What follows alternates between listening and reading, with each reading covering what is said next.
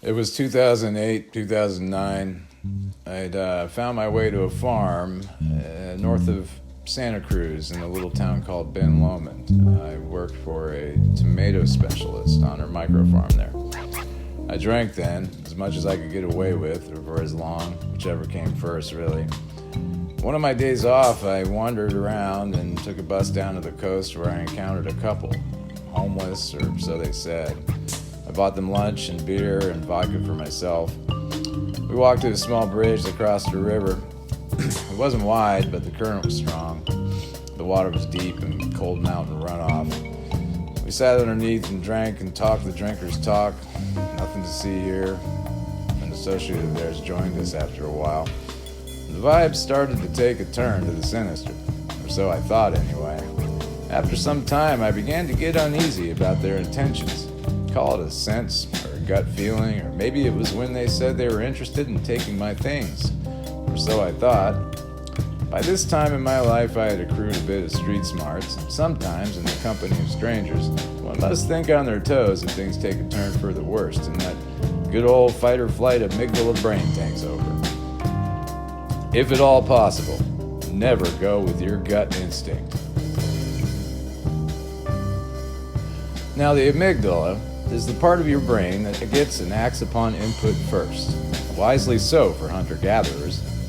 Nowadays, it's best to wait a half second, if possible, to make a decision so the information can get passed on to the frontal cortex, where it's parsed out more thoughtfully and with a more accurate account of the situation at hand. That half second might have changed my decision to jump in that cold river and nearly drown. But it seemed like a good idea at the time.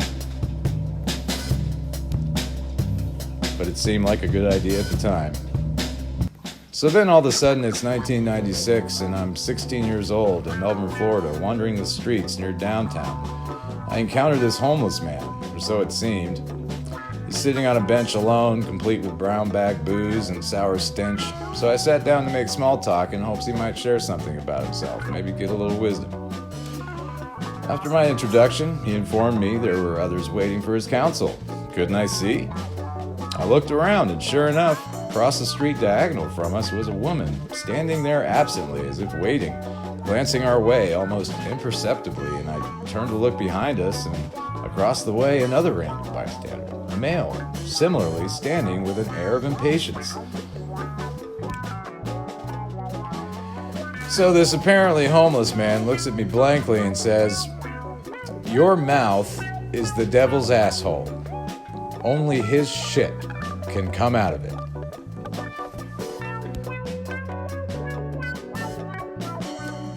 I got the sense he wasn't enjoying my company. Perplexed, I thanked him for the observation, bid him adieu, and made my way down to the library.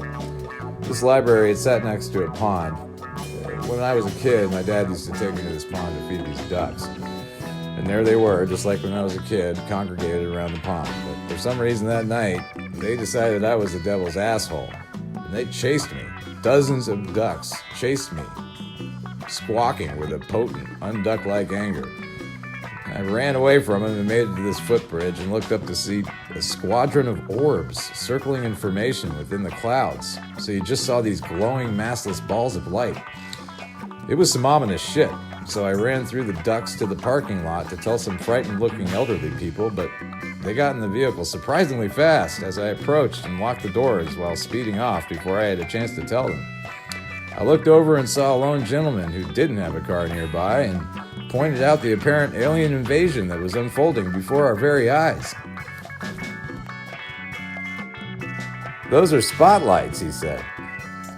"Kelly Ford is having his sales blowout and passing the savings on to you!"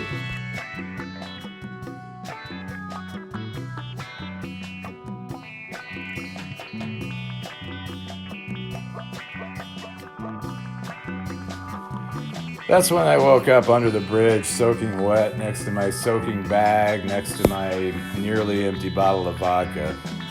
I picked myself up, brushed myself off, and tried to make my way back to the farm. I guess the moral of the story is, your gut is stupid.